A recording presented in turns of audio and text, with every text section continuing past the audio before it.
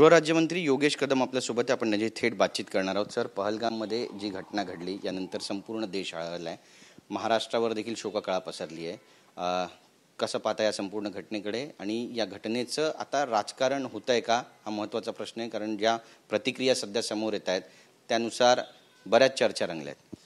नाही बघा, सर्वप्रथम अशा भ्याड हल्ल्याच्या आडून राजकारण करणं हे खरोखर दुर्दैवी आहे. आज आपल्या भारताच्या हृदयावरती हल्ला झाला, मी असं म्हणेन. काश्मीरमध्ये जरी हल्ला झालेला असला तरीसुद्धा काश्मीर हा आपल्या भारताचा भाग आहे. गेल्या अनेक वर्ष ह्या काश्मीरमध्ये अतिरेक्यांच्या माध्यमातून हल्ले ज्या ज्या वेळेला झाले त्या त्यावेळेला देश एकवटलेला आहे. आणि मला वाटतं आजच्या या हल्ल्याच्या माध्यमातून एक पाहायला मिळतं आहे की आपला देश पुन्हा आता एकवटतोय. जाती समाजामध्ये आपण वेगवेगळं होण्यापेक्षा आपण सगळ्यांनी एकत्र आलं पाहिजे, हा एक संदेश ह्या हल्ल्याच्या मागून आपण सगळ्यांनी शिकला पाहिजे. दुसरी गोष्ट, आज महाराष्ट्रामधील जवळपास 6 जणांचा मृत्यू झालेला आहे. माझ्या माहितीप्रमाणे 4घांवरती अजून ट्रीटमेंट चालू आहेत, पण ते आउट ऑफ डेंजर आहे, स्टेबल आहेत.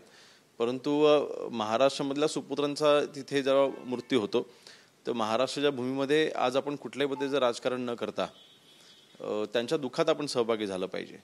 आणि अशा बदलीचे ज्या वेळेला हल्ले होतात, हे काय कुठल्या एका राज्यावरती, एका व्यक्तीवरती, एका धर्मावरती, एका समाजावरती किंवा एका पक्षावरती हा हल्ला नाही आहे, हा भारतावरती झालेला हल्ला आहे.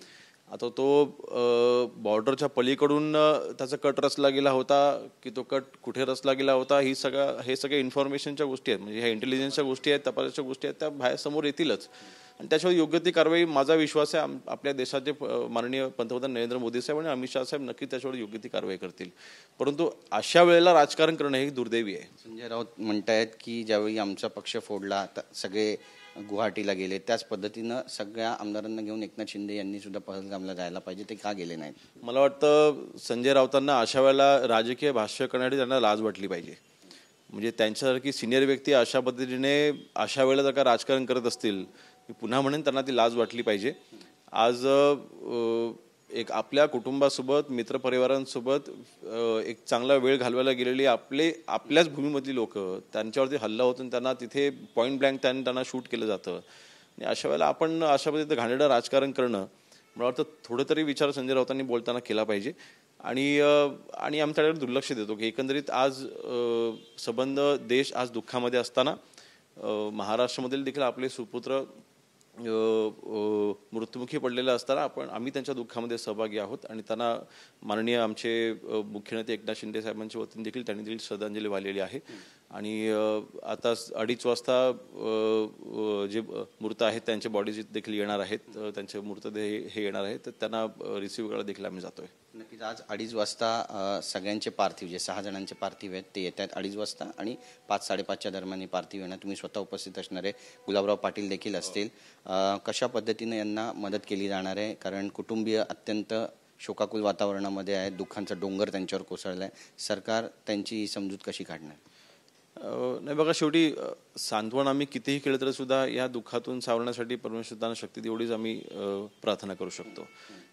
त्यांना ते रिसिव्ह करण्यासाठी, त्या कुटुंबियांना रिसिव्ह करण्यासाठी त्यांना सांत्वनपर आम्ही एअरपोर्टवरती मी आणि गुलाबराव पाटील साहेब आम्ही दोघेही जातोय आणि त्यांना आम्ही रिसिव्ह करणार आहोत. परंतु त्यांना कशा पद्धतीची मदत करता येईल, कितीही मदत केली तरी सुद्धा आम्हाला कल्पना की ह्या दुःखामधून आम्ही त्यांना बाहेर काढू शकत नाही.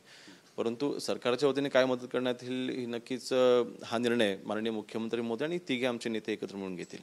सुरक्षेचा मुद्दा पुन्हा एकदा ऐरणीवर आलेला आहे. आणि जेव्हा जेव्हा असे हल्ले होतात, महाराष्ट्रामध्ये सुद्धा काही अलर्ट दिले जातात, मुंबईतही अलर्ट दिले जातात.